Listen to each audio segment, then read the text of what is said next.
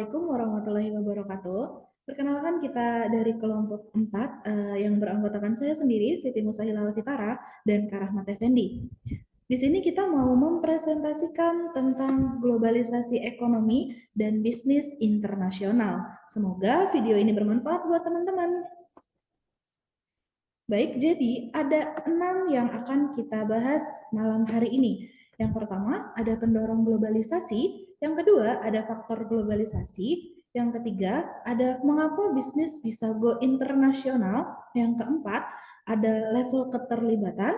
Dan yang kelima, ada struktur. Serta keenam, ada hambatan. Masuk ke bab 1, yaitu pendorong globalisasi atau dorongan-dorongan yang menciptakan globalisasi ekonomi. Apa saja? Yang pertama ada pasar. Pasar dunia merupakan pasar yang sangat potensial. Hal ini mendorong perusahaan untuk memasuki pasar internasional dan pasar global dan memperoleh keuntungan yang maksimal. Kedua, ada biaya. Perusahaan global mencari negara yang mampu memberikan biaya produksi suatu produk yang murah dan mengkombinasikan sebagai produk dari beberapa negara sehingga akan meminimalkan biaya produksi. Dorongan untuk meminimalkan biaya produksi ini mendorong banyak perusahaan untuk menjadi perusahaan global. Yang ketiga, ada pemerintah.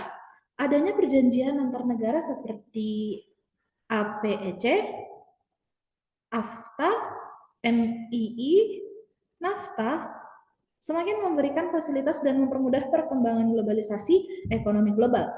Selanjutnya ada persaingan. Adanya persaingan yang semakin ketat baik di pasar domestik dan pasar internasional mendorong banyak perusahaan untuk memaksimalkan kombinasi biaya produksi yang paling murah walaupun harus berasal dari berbagai negara sehingga akan mampu bersaing dengan perusahaan lain. Dan yang terakhir ada faktor lain-lain. Apa itu? Faktor perkembangan teknologi dan informasi yang cepat mendorong semakin cepatnya globalisasi yang terjadi. Fasilitas transportasi yang cepat, internet, dan telepon menjadikan globalisasi berkembang dengan cepat. Baik, itu dia penjelasan dari bab 1. Selanjutnya kita akan bahas tentang faktor globalisasi atau faktor-faktor globalisasi ekonomi. Apa saja? Yang pertama, ada kedekatan, yaitu kemajuan teknologi dan informasi semakin memperdekat jarak antara satu tempat dengan tempat yang lain. Yang kedua, ada lokasi, yaitu globalisasi mendorong perusahaan bisnis untuk menggunakan banyak tempat sebagai tempat usaha maupun pemasaran produk mereka. Yang ketiga, ada sikap. Globalisasi mendorong perubahan sikap yang semakin terbuka dan berbaurnya budaya dan perilaku dari berbagai negara membentuk budaya global. Baik, itu penjelasan dari bab 2. Selanjutnya kita bahas bab 3 tentang mengapa bisnis go internasional. Alasan yang mendorong sebuah perusahaan memperluas bisnisnya ke pasar internasional ada apa aja sih? Yang pertama, ada keuntungan potensial. Globalisasi semakin membuka pasar ke seluruh dunia dan memberikan kesempatan yang besar untuk memperoleh keuntungan yang semakin besar. Kedua, ada profit margin. Globalisasi semakin mempermudah perusahaan untuk mengkombinasikan berbagai faktor produksi dari berbagai negara dengan harga murah sehingga biaya produksi dapat ditekan. Hal ini akan meningkatkan profit margin penjualan produk perusahaan. Yang ketiga, ada permintaan konsumen yang stabil dan kuat. Pasar globalisasi menjanjikan konsumen dari berbagai negara sehingga penjualan produk tidak hanya tergantung pada suatu negara. Sehingga apabila penjualan suatu negara turun, dapat ditutupi dari penjualan negara lain. Yang keempat, ada bahan baku. Globalisasi juga memudahkan perusahaan yang tidak memiliki bahan baku di negara asal dan mencari dari negara lain. Yang kelima, ada teknologi, yaitu salah satu tujuan globalisasi perusahaan adalah untuk memperoleh penerapan teknologi yang semakin pesat dan tidak tertinggal dari perusahaan pesaing. Yang keenam atau terakhir, efisiensi usaha. Apa itu?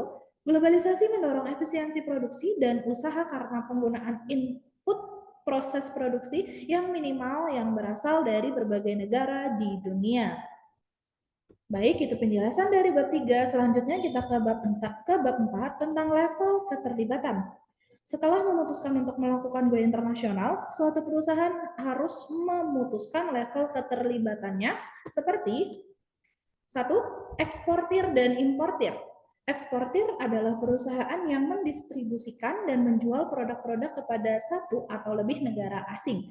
Sedangkan importing yaitu membeli produk-produk di pasar luar negeri dengan tujuan dijual kembali di negaranya.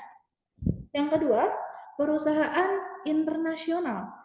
Perusahaan internasional pada dasarnya tetap merupakan perusahaan domestik yang beroperasi secara internasional, sehingga perhatian utamanya adalah pasar domestik di negaranya sendiri. Yang ketiga, perusahaan multinasional. Perusahaan multinasional merancang, memproduksi, dan memasarkan produk-produk di banyak negara. Baik, cukup simpel ya penjelasan tentang bab 4. Selanjutnya kita ke bab 5 tentang struktur atau spektrum organisasi internasional yang dapat dipilih perusahaan. Pertama, ada agen independen, individu atau organisasi asing yang setuju untuk mewakili kepentingan eksportir di pasar luar negeri. Kedua, ada pemberian lisensi, perjanjian antara perusahaan pemberi lisensi dan perusahaan pengguna lisensi yang memberikan hak eksklusif bagi pengguna lisensi untuk memproduksi dan memasarkan produk perusahaan pemberi lisensi. Yang ketiga, ada kantor cabang, kantor di luar negeri yang didirikan oleh perusahaan internasional atau multinasional. Yang keempat, ada aliansi strategis, sekutu atau partner asing yang menjumbang sejumlah sumber daya yang diperlukan untuk mendirikan bisnis baru di negara sekutu tersebut disebut sebagai usaha patungan atau joint venture. Dan yang terakhir, ada investasi langsung di luar negeri. Perusahaan dapat melakukan investasi langsung di luar negeri dengan cara membeli atau mendirikan aset yang berwujud atau tangible assets di negara lain. Baik, itu tadi penjelasan tentang bab 5. Kita lanjut ke bab 6 atau bab yang terakhir, yaitu hambatan. Cara bisnis dalam menanggapi hambatan sosial ekonomi, hukum, dan politik yang terdapat dalam perdagangan internasional itu mencakup apa aja sih? Yang pertama, ada perbedaan sosial dan budaya. Beberapa produk harus melakukan penyesuaian menurut bahasa, kebiasaan, adat istiadat, dan budaya negara yang bersangkutan. Contohnya, McDonald di Indonesia meluncurkan burger dengan varian saus McSatay yang diadaptasi dari bumbu sate, sejenis makanan tradisional di Indonesia, supaya lebih nyatu sama lidah Indonesia. Yang kedua, tentang perbedaan ekonomi. Setiap negara memiliki sistem ekonomi tersendiri dan perbedaan sistem ekonomi dapat mempengaruhi operasional bisnis internasional. Contohnya, negara Prancis menganut ekonomi campuran, akan berperan sangat besar dalam industri penerbangan di mana mereka ikut terlibat dalam aspek rancangan pesawat sekalipun. Di Indonesia sendiri, yang menganut sistem ekonomi Pancasila, pemerintah tidak mengizinkan swasta asing untuk menguasai bisnis yang menguasai hajat hidup dan kepentingan orang banyak. Selanjutnya, slide selanjutnya akan kita bahas tentang perbedaan hukum dan politik. Beberapa hukum umum dan isu politik yang mempengaruhi bisnis internasional ada satu, yaitu kuota. Kuota adalah pembatasan jumlah produk jenis tertentu yang dapat diimpor ke dalam suatu negara. Variasi lain adalah embargo, aturan pemerintah yang melarang kegiatan ekspor dan atau impor dari produk tertentu atau semua produk dari suatu negara tertentu. Yang kedua, ada tarif dan subsidi. Tarif adalah pajak yang dikenakan atas produk-produk impor, sementara subsidi adalah pembayaran pemerintah untuk membantu bisnis kosmetik bersaing dengan perusahaan asing. Yang ketiga, ada hukum kandungan lokal. Hukum ini menuntut bahwa produk-produk yang dijual di negara tertentu paling tidak sebagiannya dibuat di negara tersebut.